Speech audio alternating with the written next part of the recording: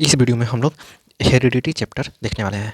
Heredity chapter में जो experiments of Mendel है उन्हें देखने वाले हैं। अच्छा, हेरिडिटी चैप्टर जो है ना उसमें सबसे इंपॉर्टेंट मेंडल्स के एक्सपेरिमेंट ही है, वो समझ जाइएगा तो आप लोग सबसे समझ जाइएगा। ठीक है, तो आसानी से समझने का कोशिश करते हैं। देखिए, पहले हेरिडिटी क्या होता है। हेरिडिटी मतलब transmission of characters from parents, parents से ऑफ स्प्रिंग्स में कैरेक्टर्स का जो ट्रांसमिशन होता है उसी को क्या कहते हैं, हेरिडिटी कहते हैं।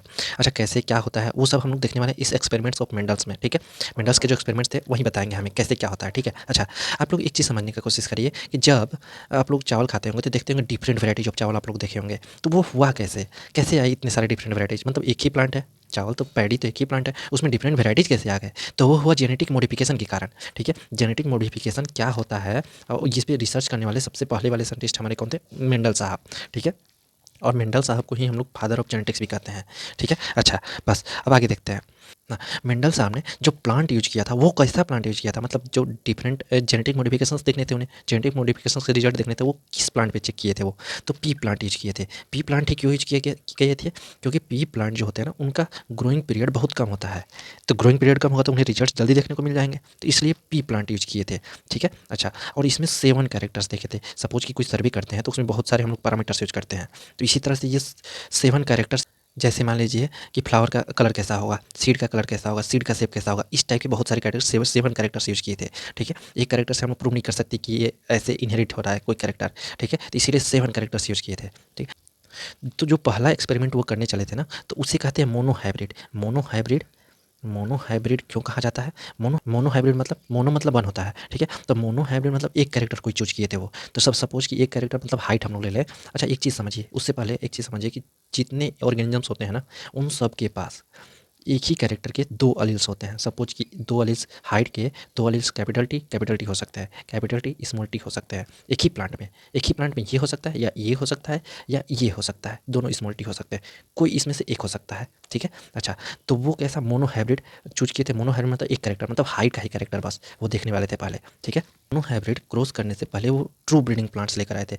ट्रू ब्रीडिंग, देखिए इस ये कुछ टर्म्स है, टेक्निकल टर्म्स, ये कुछ टर्म्स है ना, ये टर्म्स आप लोग को समझ जाइएगा तो बहुत इजी हो जाएगा।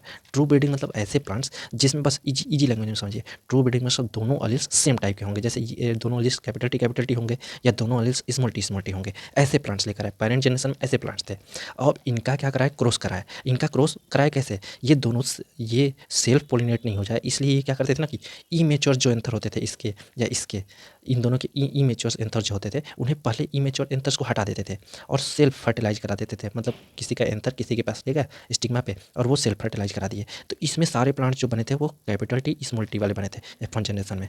मोनोहाइब्रिड के F1 जनरेशन में इस टाइप के प्लांट्स बने थे। ठीक है, इस टाइप का। अच्छा एक चीज़ समझिए कि ये वाला जो है ना स्मॉल टी विजिबल नहीं था उन्हें, क्योंकि ये जो प्लांट्स बनता था वो टोल ही बनता था, तो इसके बारे में आगे मैं बताने वाला हूँ लॉ ऑफ डोमिनेंस क्या होता है। ठीक है, F2 जनरेशन में क्या किए उन्होंने कि ये जो प्लांट्स बने थे F1 जनरेशन में कैपिटल टी स्मॉल टी, इन्हीं को सेल्फ फर्टिलाइज करा दिए। देखिए पनेट स्क्वायर से आप लोग इजीली समझ सकते हैं, अगर मान लीजिए कोई प्लांट्स का सेल्फ फर्टिलाइज कराते हैं मतलब दोनों प्लांट्स में यही सेम अनिल्स होने वाले हैं। ठीक है, अब जब इनका सेल्फ फर्टिलाइज कराएंगे तो कैपिटल टी बनेगा, कैपिटल टी स्मॉल टी बनेगा, कैपिटल टी स्मॉल टी बनेगा और स्मॉल टी बनेगा। तो जब ये लास्ट में देखें ना कि इसमें तो एक स्मॉल प्लांट भी दिखने लगा है F2 जनरेशन में, तो यहीं इस समय समझ में आया उन्हें कि इस समय जो ये टोल प्लांट जो दिख रहा था F1 जनरेशन में,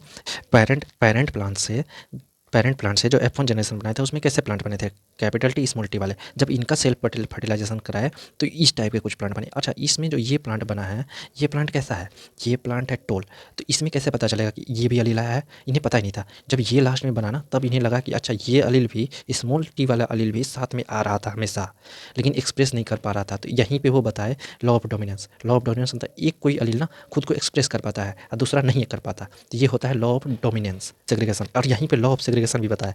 लॉ ऑफ सेग्रीगेशन क्या, मतलब दोनों अलील्स मतलब एक पेरेंट से, सपोज कि जब गैमेट फॉर्मेशन हो रहा है ना, गैमेट फॉर्मेशन मतलब एक पेरेंट से पोलन ग्रेन में जो जा रहा है गैमेट, वो एक जा रहा है, इसमें से एक जा रहा है और इसमें से एक जा रहा है, इसमें से एक जा रहा है, तो ये कैसा बन जा रहा है, मतलब दोनों अलील्स सेपरेट होके जाते हैं। इसमें से अगर एक गैमेट में कैपिटल टी ये वाला गया तो एक गैमेट में कैपिटल टी ये वाला गया, एक गैमेट में ये वाला गया तो एक गैमेट में ये वाला गया, तो ऐसा कुछ बनता है। मतलब अलील्स दोनों सेग्रीगेट होके जाते हैं, वही कहलाता है लॉ ऑफ सेग्रीगेशन।